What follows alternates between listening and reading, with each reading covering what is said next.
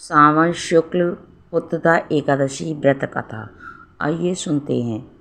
धर्मराज बोले, हे भगवान, अब आप सावन शुक्ल एकादशी की कथा का वर्णन कीजिए। भगवान बोले कि इस एकादशी का नाम पुत्रदा है। जिसके पुत्र न हो वह इस व्रत को करने से पुत्र प्राप्ति का दीर्घ गति को पाता है। प्राचीन काल में एक नगर में महाजीत नाम का राजा राज्य करता था। वह निसंतान था। राज्य में सभी सुख होते हुए भी राजा हमेशा उदास रहता था।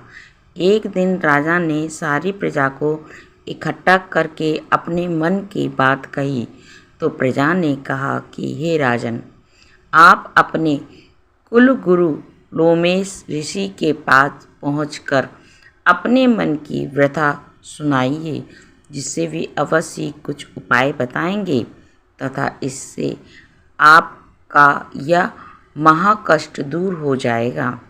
राजा ने अपनी प्रजा के साथ लोकेश ऋषि के आश्रम में पहुंचकर उन्हें प्रणाम किया। कुशल मंगल के बाद राजा ने अपने पुत्र न होने का कारण व पुत्र प्राप्ति का उपाय बताने की विनती की। ऋषि ने कहा, हे राजन, तुम्हारे पिछले जन्म के पाप के कारण तुम्हें पुत्र प्राप्त नहीं हुआ है।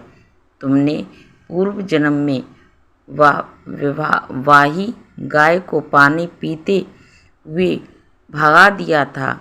इसी कारण तुम्हें पुत्र नहीं हुआ है।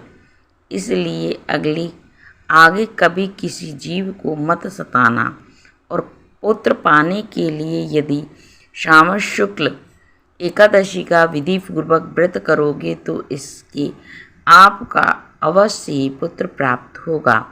राजा ने अपने नगर में आकर मुनि की कथन अनुसार सावन शुक्ल एकादशी का व्रत किया। इससे उसको पुत्र उत्पन्न हुआ और इसीलिए पुत्र पाने की इच्छा रखने वाले को पुत्रदा एकादशी का व्रत अवश्य करना चाहिए। तो ये थी पुत्रदा एकादशी व्रत की कथा। उम्मीद करती हूँ वीडियो अच्छी लगी हो तो लाइक ज़रूर कर देना दोस्तों। कमेंट में से ज़्यादा ज़रूर लिख देना। ऐसी अगली नई वीडियो के साथ मैं फिर मिलूँगी। जब तक के लिए राधे राधे।